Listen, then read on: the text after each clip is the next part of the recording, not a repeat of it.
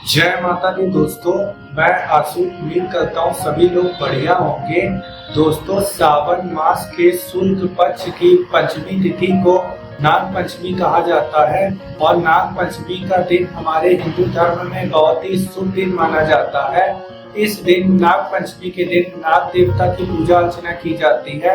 नाग देवता को पाताल लोक का देवता भी कहा जाता है। जो भी भक्तजन विधि पूर्वक नाग पंचमी के दिन नाग देवता की पूजा अर्चना करता है, उसके ऊपर से काल सर्प दोष दूर होता है तथा जो सापों का भय है वो भी दूर होता है।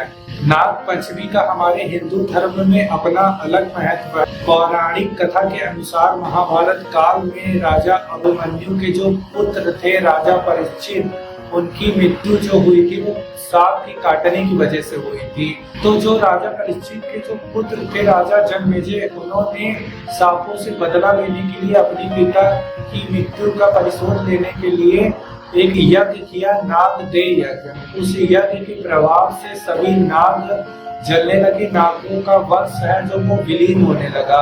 तो जितने भी जो नाग जन है वो अपने वंश को बचाने के लिए कि हम कहीं विलीन ना हो जाएं, तो वो आस्तिक मुनि के पास गए। आस्तिक मुनि के बहुत समझाने के बाद राजा ने जाकर यज्ञ को रोका और फिर जाके नाग के वंशों की रक्षा हो पाई। उस दिन सावन मास की शुक्ल पक्ष की पंचमी तिथि थी और उस दिन से नाग पंचमी मनाई जाने लगी।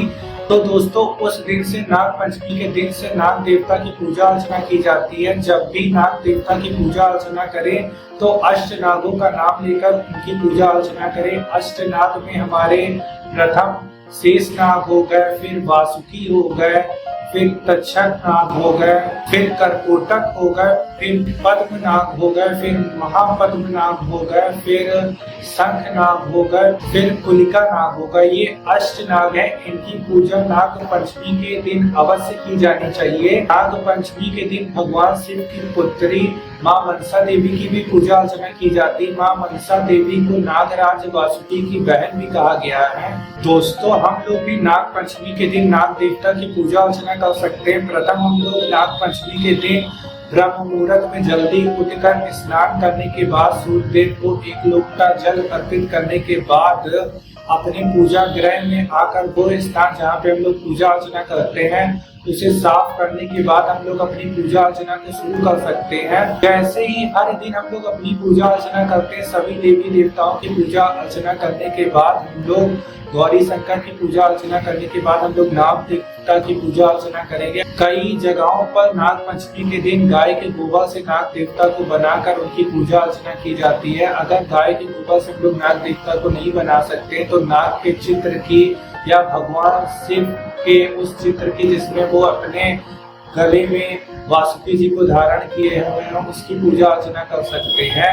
अष्ट नागों का नाम लेकर नाग देवता की पूजा अर्चना कर सकते हैं। जो भी सामग्री हम लोग के पास उपलब्ध हो उससे गौरी शंकर का पूजन करने के बाद हम लोग नाग देवता की पूजा अर्चना कर सकते हैं।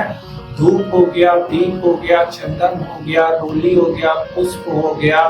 भोग में हम लोग दूध का खीर का भोग लगा के नाग देवता की पूजा अर्चना कर सकते हैं। पूजा अर्चना करने के पहले सबसे पहले हम लोग हाथ में पुष्प लेकर, जल लेकर, अक्षत लेकर या खाली हाथ में जल लेकर संकल्प कर सकते हैं। 3 बार भगवान विष्णु का नाम लेकर, अपना नाम लेकर, अपने पिता का नाम लेकर, अपना गोत्र कहकर हम लोग संकल्प कर सकते हैं कि हे नाग देवता, आज नाग पंचमी के दिन हम आपकी पूजा अर्चना कर रहे हैं। कृपया करके हमारी पूजा अर्चना को स्वीकार करें और अपना आशीर्वाद हमारे ऊपर बनाए रखें।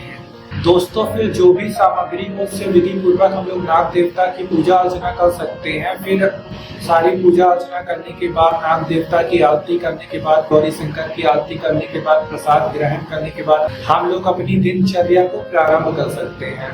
दोस्तों, इस वर्ष 2025 में सावन मास की शुक्ल पक्ष की पंचमी तिथि का जो आरंभ है वो 28 जुलाई को रात्रि 11:25 पर होगा और इस तिथि का समापन 29 जुलाई को रात्रि 12:26 पर होगा। तो उदया तिथि के अनुसार इस वर्ष 2025 में नाग पंचमी का पावन पर्व 29 जुलाई मंगलवार के दिन रखा जाएगा और इस दिन मंगला गौरी व्रत भी पड़ेगा। तो बहुत ही शुभ दिन पड़ रहा है। इस दिन हम लोग विधि पूर्वक नाग देवता की पूजा अर्चना कर सकते हैं। अगर श्रद्धा के साथ, भाव के साथ अगर हम लोग ने पूजा अर्चना की है तो नाग देवता हमारी पूजा अर्चना को अवश्य स्वीकार करेंगे और अपना आशीर्वाद हम सभी भक्तजन के ऊपर सदैव के लिए बनाए रखेंगे।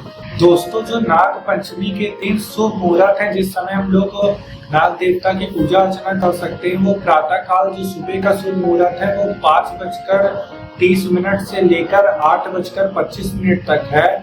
दोपहर का जो शुभ मुहूर्त है वो 12:37 से लेकर 2:10 तक है और शाम के समय का जो शुभ मुहूर्त है वो 3:50 से लेकर 5:30 तक का है। तो इस समय हम लोग नाग देवता की पूजा अर्चना कर सकते हैं। माँ मनसा देवी की पूजा अर्चना कर सकते हैं। शिवलिंग का जलाभिषेक कर सकते हैं, रुद्राभिषेक कर सकते हैं। अगर हम लोग रुद्राभिषेक कर रहे हो, जलाभिषेक कर रहे हो तो भी नाग देवता की पूजा अर्चना पूरी मानी जाती है। दोस्तों, यही जानकारी थी जो इस वीडियो के माध्यम से मेरे को आप सभी भक्तजनों को देनी थी। फिर मिलते हैं अगली वीडियो में किसी और जानकारी के साथ। आशा करते हैं आपका हर दिन हर पल मंगलमय हो। नाग देवता की कृपा सभी भक्तजनों के ऊपर सदैव बनी रहे। जय माता दी दोस्तों। राधे राधे सभी भक्तजनों।